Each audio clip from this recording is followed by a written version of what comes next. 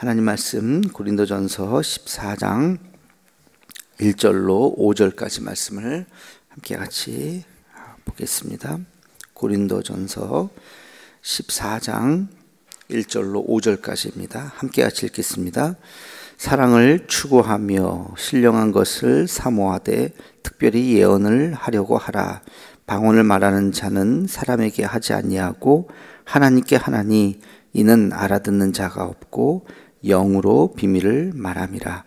그러나 예언하는 자는 사람에게 말하여 덕을 세우며 권면하며 위로하는 것이요 방언을 말하는 자는 자기의 덕을 세우고 예언하는 자는 교회의 덕을 세우나니 나는 너희가 다 방언 말하기를 원하나 특별히 예언하기를 원하노라. 만일 방언을 말하는 자가 통역하여 교회의 덕을 세우지 아니하면 예언하는 자만 못하니라. 아멘.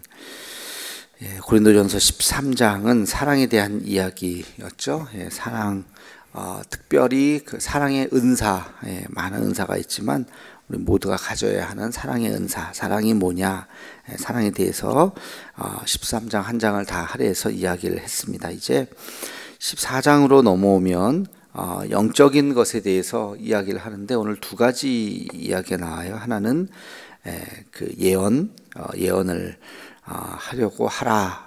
그러면서 방언과 비교를 하고 있죠. 방언의 은사와 예언의 은사가 나옵니다. 여러분, 방언의 은사는 많이 들어보시고 또 아실 겁니다. 지금도 있죠.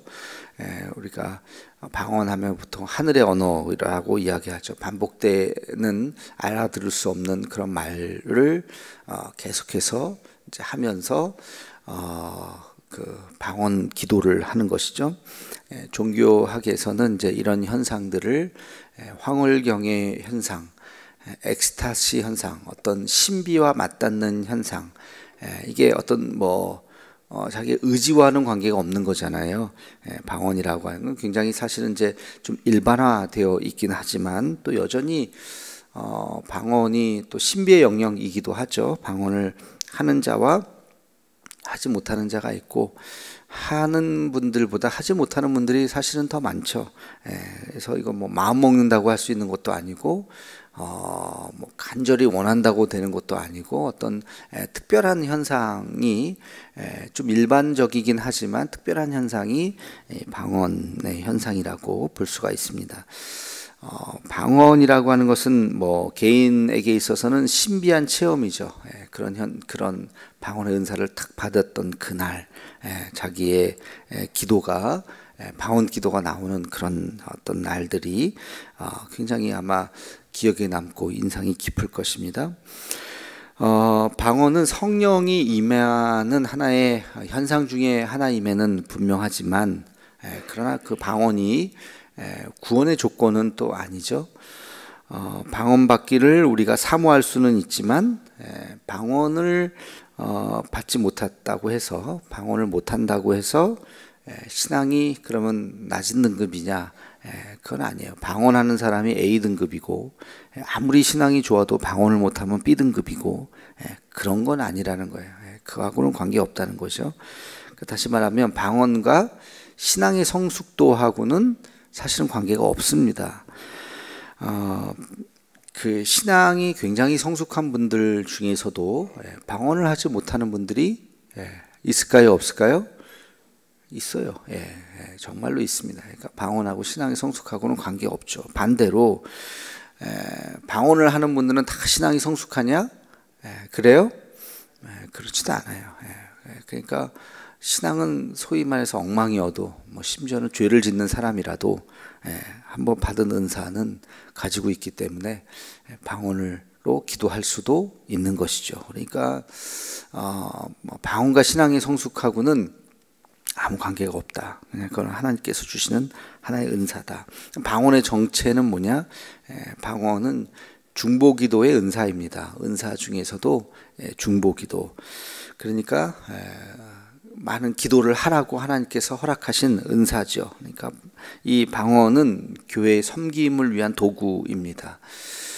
은사라는 것이 다 그렇죠. 어떤 은사를 받으면 교회 섬김의 도구인 것처럼 방언의 은사를 받았다라고 하면 방언으로 기도를 해야 되는 것이죠.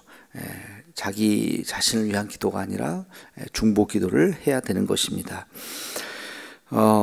그러나 그 방언이 개인적인 유익이 없는 것은 아니에요. 아까 말씀드린 것처럼 방언을 하면 어떤 신비적인 어떤 체험들, 하나님과 더 가까이 가는 것 같은 그런 이제 마음들이 있고, 또 방언을 하면 오랫동안 기도를 할 수가 있죠.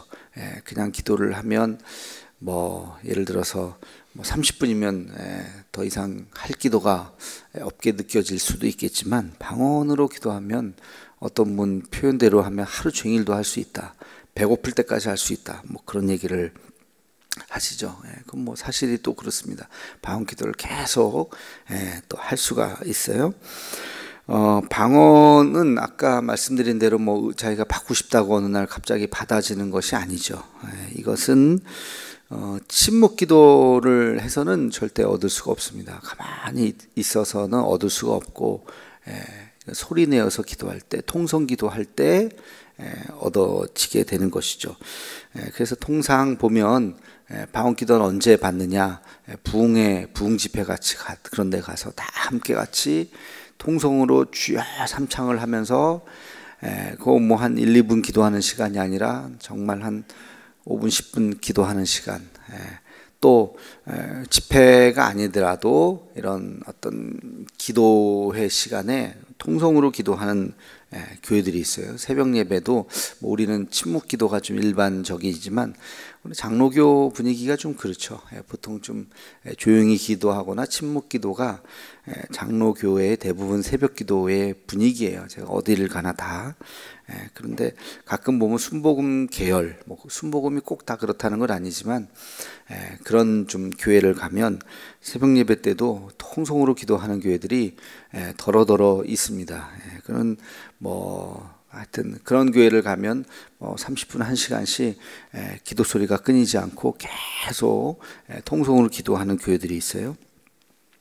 그런데 가서 같이 분위기에 휩싸여서 기도하다 보면 자기도 모르게 또 주변에 있는 분들이 막 방언 기도를 막 하다 보면, 그런 분위기에서 자기도 모르게 기도하다 보면, 통성으로 기도하다 보면 방언을 받을 확률이 상당히 높습니다. 그래서 방언의 은사는 그렇게 조용히 기도하다가 얻는 경우가 극히 드물죠. 그런 경우는 거의 제가 보질 못했습니다. 다 통성 기도하고 막 뜨겁게 기도하고 부르짖으면서 기도하고 그러다가 방언 기도를 받게 되는 것이죠. 근데 오늘 말씀에 보면 방언 받기를 사모하라, 그런 말이 아니라 뭘 받기를 사모하라고요? 예언하기를 사모하라. 예언 받기를 하라 그랬어요. 거기 4절에 보면 방언을 말하는 자는 자기의 덕을 세우고, 아까 말씀드린 대로 자기에게 은혜가 있죠. 방언으로 기도하다 보면 기도를 오래 할 수 있고, 또 하나님과 더 가까이 가는 어떤 신비적인 그런 체험들을 할 수가 있죠. 그러나 예언하는 자는 어떤 덕을 세워요?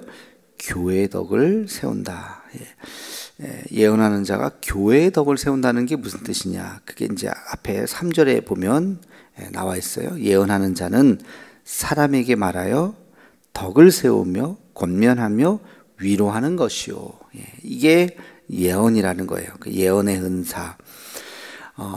예언의 은사라고 하는 것을 여러분 점치는 거라고 착각하지 마시고, 이게 대표적인 우리 기독교의 잘못된 이해죠. 예언의 은사 하면은 누가 예언을 한대 그러면은 기독교 점치는 거라고 생각해서 가서 어떻게 되겠습니까? 그러면서 점쟁이 찾아가서 예언 받는 것처럼 그렇게 생각하시면 그건 오해예요. 예언자들, 그 구약에 나오는 예언자들이 그런 점쟁이들이 아닙니다.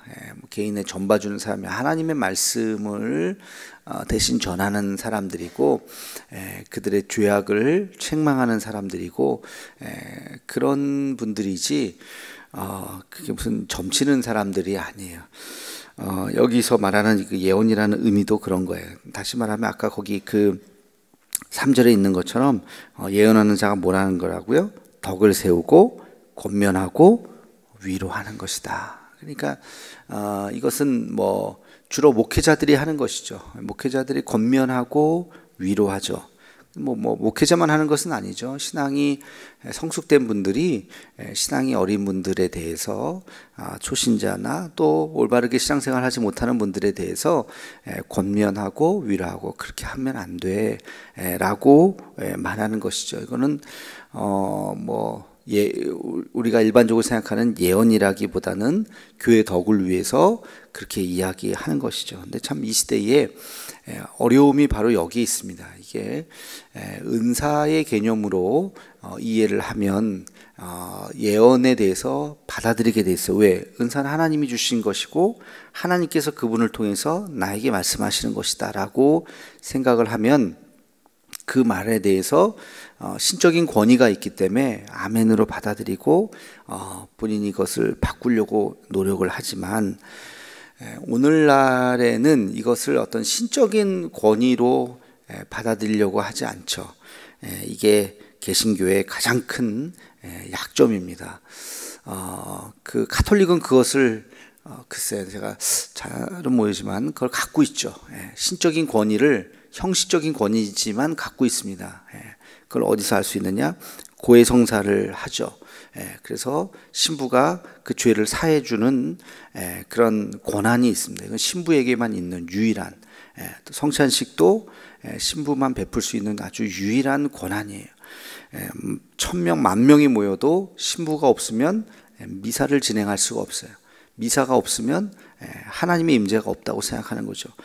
그런 권위를 카톨릭은 갖고 있고 그들이 말하는 말씀이 상당히 신적인 권위를 어쨌든 가지고 있지만 우리는 종교개혁 이후에 만인 제사장이 돼서 누구나 다 하나님 앞에 나갈 수 있다. 굉장히 혁명적인 이야기고 말씀에도 맞는 말이지만 이제 그게 또 부작용도 있어요.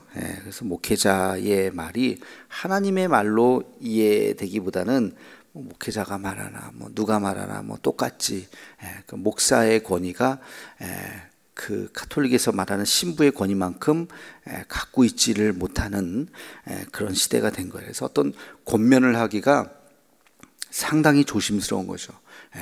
눈에 보이는데 저분 저렇게 신앙생활하면 안 되는데 하는 게 눈에 보여도 이게 신앙적인 권면을 하기가 굉장히 조심스럽습니다. 혹시 또 오해하거나 상처받거나 또 그럴 수 있고 실제로 그런 일들이 또 있고 그러니까 잘 그게 권면을 통해서 개인적인 권면을 통해서 잘 되지가 않아요. 설교를 통해서 일반적인 이야기를 하게 되죠. 근데 일반적으로 얘기하게 되면 못 알아들어요. 나한테 하는 얘기가 아니지. 옆에 아무개 집사한테 하는 소리지.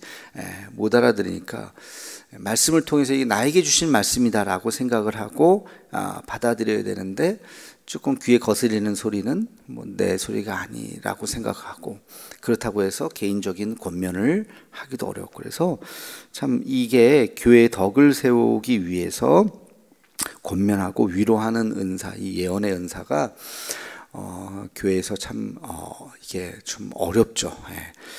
그래서 아무튼 이게 하나의 딜레마와 같은 것입니다. 그래서 우리가 교인들 사이에서도 마찬가지예요. 어떤 아무개 기도 많이 하는 권사님이 A 집사에 대한 기도하다가 그런 마음이 들었다. 그걸 가서 내가 오늘 기도하는데 A 집사야, 당신 그러면 안 될 것 같아.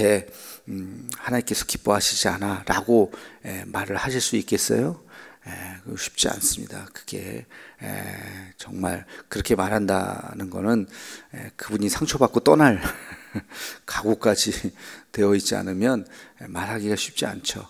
그러니까 이 예언의 은사의 본래의 취지, 이게 지금 2000년 전 그 바울 시대의 그 말씀이잖아요. 참 그 시절의 그 은사의 그 고귀함, 그 순결함, 그 권위가 오늘날 우리 교회에서는 굉장히 이런 것들이 직접적으로 하기가 참 많이 어렵죠. 그래서 또 개교회주의이기도 하고, 가톨릭에서는 뭐 예를 들어서 A 신부한테 상처받고 뭐 그러면 B 성당으로 가면 돼요. 성당 다 똑같으니까 어느 성당을 가도 그게 뭐 우리 성당이 더 사람이 신도 수가 더 많아져야 되고 뭐 이러는 게 없어요. 전혀 관계 없고, 신부님들도 또 뭐 다 이렇게 순번대로 또 돌아가면서 하고 그러기 때문에 뭐 그런 개념이 전혀 없죠. 교회를 부흥시켜야 된다는 부담도 없고, 그러니까 할 말 하는 거예요. 다 할 말 하고.